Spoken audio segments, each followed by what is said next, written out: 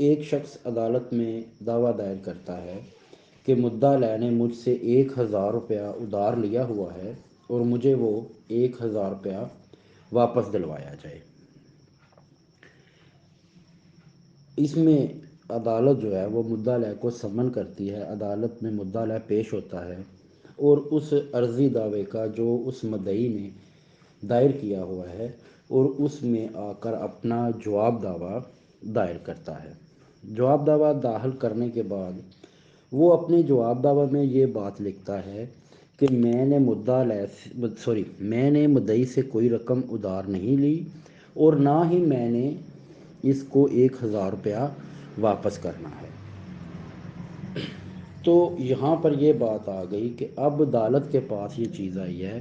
کہ مدعی کہہ رہا ہے کہ میں نے 1000 روپیہ مدعا علیہ کو ادھار دیا ہوا ہے جس کی واپسی کا میں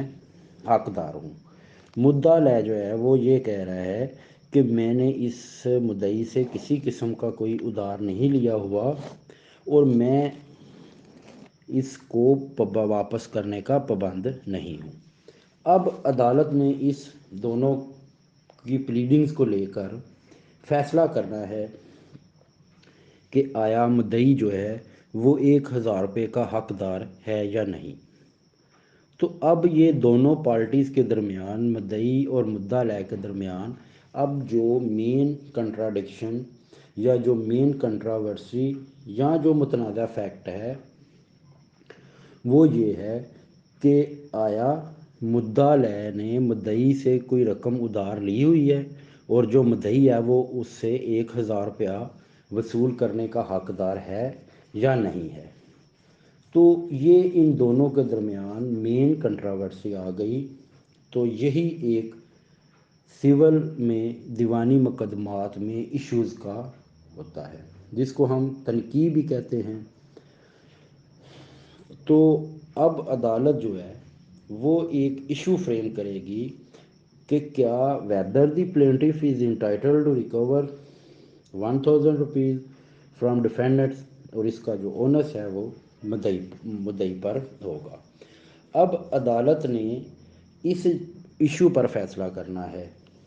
کہ آیا مدعا علیہ اس نے مدعی سے کوئی رقم ادھار لی ہوئی ہے اور وہ اس کو واپس کرنے کا پابند ہے۔ تو یہ ایک فیکٹ آ گیا اور ہم اس کو کہیں گے کہ یہ fact in issue between the parties ہے، اور عدالت نے اپنا جو فیصلہ ہے وہ اسی ایشوز کو مد نظر رکھتے ہوئے عدالت میں اپنا فیصلہ عدالت میں سنانا ہے۔ اور فریقین نے بھی اپنی جو شہادت ہے، ایویڈنس ہے، وہ بھی اس ایشو کے متعلق ہی وہ انہوں نے کورٹ میں پیش کرنی ہے۔ مدعی نے یہ ثابت کرنا ہے اپنی شہادت سے، اس فیکٹ کو ثابت کرنا ہے کہ میں نے اس کو 1000 روپیہ جو ہے وہ ادھار دیا ہوا ہے، اور مدعا علیہ نے یہ ثابت کرنا ہے کہ میں نے ادھار نہیں لیا۔ تو ایشوز جو ہیں وہ اس لحاظ سے بھی عام ہیں کہ جو بھی ججمنٹ ہوگی وہ اس ایشوز پر ہوگی، اور جو ایویڈنس ہوگی وہ بھی اسی ایشوز کے مطابق جو ہے اس کو پروف کرنے یا ڈس پروف کرنے کے لیے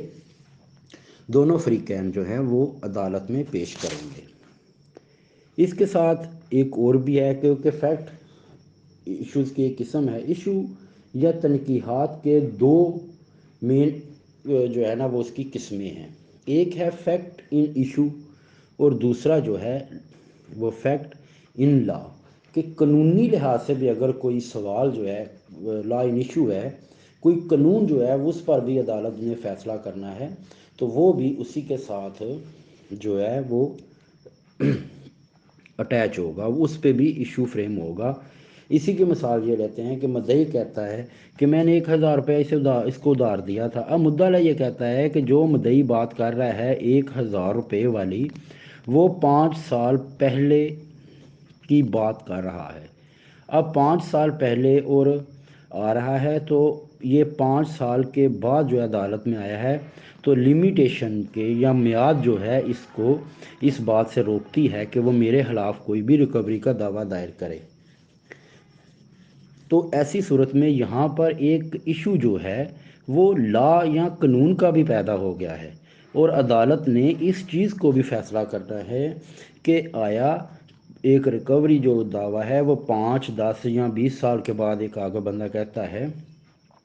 کہ مجھے اس سے یہ رقم جو ہے واپس دلوائی جائے، تو یہاں پر ایک قانون کا ایشو بھی سامنے آ جاتا ہے۔ تو یہاں پر جب ایسے ہوگا ایشو کو، تو وہ ہم نے دیکھنا ہے کہ وہ ایشو ان لا ہے، کہ قانون کا جو ایشو ہوگا اس کو ہم ایشو ان لا کہیں گے، جیسے کہ 5 سال آ گئی میں قانون میعاد آ گیا، یا اسی طرح کوئی اور قانون ہے، فار ایگزامپل کورٹ فیس کا کوئی ایشو ہے اور مدعا اپنے عرضی دعویٰ میں یہ بات کہتا ہے کہ اس پہ کورٹ فیس اس دعوے پہ لگنی ہے، اور یہ ایک قانونی لحاظ سے ایشو یہاں چیز سامنے آئے گی، تو اس کو بھی عدالت جو ہے وہ اس کا فیصلہ کرے گی۔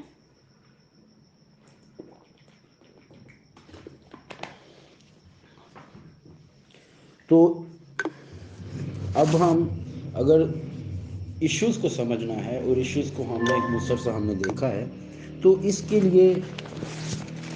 سول پروسیجر کوڈ میں آرڈر 14 جو ہے یا آرڈر 14 جو ہے وہ سیٹلمنٹ آف ایشوز کے بارے میں ہے، جس میں یہ بات ہے کہ ایشو کس طرح فریم ہوں گے، ایشوز کیا ہیں، ایشوز کیسے کس مٹیریل سے جو ہے وہ ہوں گے، عدالت کو اس میں کیا اختیار سماعت حاصل ہے، کیا اختیارات حاصل ہیں۔ تو یہ ساری چیزیں ہم اپنے آرڈر 14 میں جو سی پی سی کا ہے وہ ایشوز کے بارے میں ہے، جس میں settlement of issues and determination of suit on issues of law اور ایشوز ایگریڈ اپون۔ تو یہ رول 14 ہے جس کو آج ہم ڈسکس کریں گے، جو کہ متعلقہ ہے تنقیحات سے اور اس کے بارے میں ہے۔ تو اب ہم اس کا آرڈر 14 کا رول 1 میں یہ بات لکھی ہوئی ہے، framing of issues, issues arises when a material proposition of fact or law is affirmed by one party and denied by other. اب یہ ہے کہ ایک پراپوزیشن ہے، جو مواد جو ہے، مٹیریل جو ہے وہ صفحہ مثل پر عدالت میں موجود ہے، اور اس فیکٹ سے، وہ فیکٹ جو ہے وہ کوئی بھی فیکٹ بھی ہو سکتا ہے یا کوئی قانون بھی ہو سکتا ہے، اس کو ایک بندہ تو درست تسلیم کرتا ہے، لیکن جو دوسرا فریق ہے وہ اس کو درست تسلیم نہیں کرتا یا اسے انکار کرتا ہے، ڈینائل کر جاتا ہے، تو ایسی صورت میں وہ جو ہے وہ ایشو فریم ہوگا، جیسا کہ اس مثال میں ہم نے پہلے اس کو بڑا ہم نے کلیئرلی ڈسکس کر لیا ہوا ہے کہ 1000 روپیہ وہ کہہ رہا ہے مدعی میں نے دیا ہوا ہے، اور مدعا اسے ڈینائل کر رہا ہے۔ اسی کا آگے رول 1 کا 2 ہے، مٹیریل پہ پراپوزیشن اور those propositions of law or fact which a plaintiff must allege in order to show a right to sue or a defendant must allege in order to constitute his defence. تو جو material proposition ہے، material means مواد، اور propositions مین کہ کوئی بھی ایسا بیان جس پر یہ ہمارا مقصد ہو کہ ہم نے عدالت سے اس چیز پر فیصلہ لینا ہے یا یہ حالات و واقعات ہیں، تو وہ مٹیریل فیکٹس ہیں، وہ پراپوزیشنز ہیں، وہ چاہے قانون کی ہو یا کسی واقعہ کی ہو، وہ چیز ہوگی جس کو مدعی جو ہے وہ اپنے عرضی دعویٰ میں بیان کرتا ہے کہ مجھے اس سے یہ رائٹ حاصل ہوا ہے دعویٰ دائر کرنے کا، اور مدعا جو ہے وہ اس کو الج کرتا ہے اس بات پر کہ جو ہے اپنا ڈیفینس جو ہے وہ میرا اس پر بیس کرتا ہے۔ اسی طرح 4 میں ہے کہ 2 ایشوز کی اقسام ہیں، ایک جو ہے ایشو آف فیکٹ اور issue of law. Issue of fact وہ ہے جو کسی واقعے کے بارے میں ہو، اور ایشو آف لا وہ ہے جو کسی قانون کے بارے میں ہو، وہ دونوں پارٹیز میں اگر کوئی کرتا ہے، جیسا کہ میں نے پہلے مثال میں یہ بات آپ کو سمجھا دیا کہ 5 سال والی بات کہ لیمیٹیشن کا سوال آ گیا ہے، تو لیمیٹیشن کا سوال جب آئے گا تو وہ جو قانونی سوال ہے۔ اسی کے آگے نمبر 5 ہے کہ at the first hearing of the suit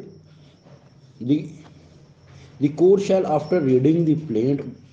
اب یہاں پر یہ بات ہمیشہ یاد رکھیں کہ فرسٹ ہیئرنگ جو ہے وہ اس دن ہوگی جس دن ایشوز فریم ہوں گے۔ جس دن ایشو فریم ہوں گے تو کیا کرے گا، فرسٹ ہیئرنگ پہ دو جج جو ہے اس کی یہ ذمہ داری ہے کہ وہ عرضی دعویٰ پڑھے اور جواب دعویٰ پڑھے، یا اس کے علاوہ کوئی بھی اور پارٹیز نے کوئی اسٹیٹمنٹ دی ہوئی ہے یا کسی قسم کی کوئی چیز کی ہوئی ہے، یا ان کے درمیان کسی قسم کا کوئی متنازع یا متضاد یا مختلف اپینین ہے، تو وہ اس میں سے لے کر جو ہے وہ ایشوز جو ہے وہ فریم کرے۔ اسی کے آگے رول 6 ہے کہ nothing in this rule require the court to frame and record issues where the defendant at the first hearing of the suit makes no defence. اگر مدعا ہے کوئی ڈیفینس ہی نہیں لیتا، اپنا جواب دعویٰ دائر نہیں کرتا یا عدالت میں پیش نہیں ہوتا، یا کوئی بھی اپنا موقف یا ڈیفینس جو ہے وہ عدالت میں نہیں رکھتا، تو ایسی صورت میں عدالت کے لیے یہ ضروری نہیں ہے کہ وہ اس پر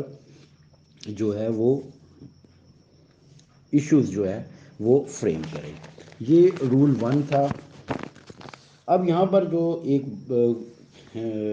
جج کی یہ ذمہ داری ہے کہ وہ جو خود جو ہے مناسب یا پراپر ایشو لگائے۔ اس بات کو 2008 SCMR 1384 میں، اور اسی طرح PLD 2003 SCMR 184 میں یہ بات جو ہے وہ ڈسکس کی گئی ہے کہ جج جو ہے وہ پراپر ایشو لگائے گا، کیونکہ رول 1 میں یہ بات ہے کہ جج جو ہے وہ عرضی دعویٰ اور جواب دعویٰ یا کوئی دوسری اسٹیٹمنٹ جو پارٹیز نے دی ہے ان کو دینے کے بعد وہ اس میں اپنا جو ہے وہ ایشوز جو ہے وہ فریم کرے گا۔ اسی طرح اگر 2007 SCMR 726، یہ بہت ایک امپورٹنٹ ججمنٹ ہے ایشوز پہ، تو اس میں یہ بات کی گئی ہے کہ اس کا مقصد کیا ہے۔ اس کا مقصد یہ ہے کہ فریقین کو معلوم ہو کہ ان کے درمیان ریئل کنٹراورسی کیا ہے، متنازع یا ڈسپیوٹڈ فیکٹ کیا ہے جس پر انہوں نے شہادت دینی ہے، اور جج نے اس شہادت پر فیصلہ کرنا ہے، کیونکہ ایشو کو ثابت کرنے کے لیے شہادت دی جائے گی۔ اب یہ بات ہے کہ مدعی کہتا ہے کہ میں نے 1000 روپیہ مدعا کو دیا ہوا ہے ادھار،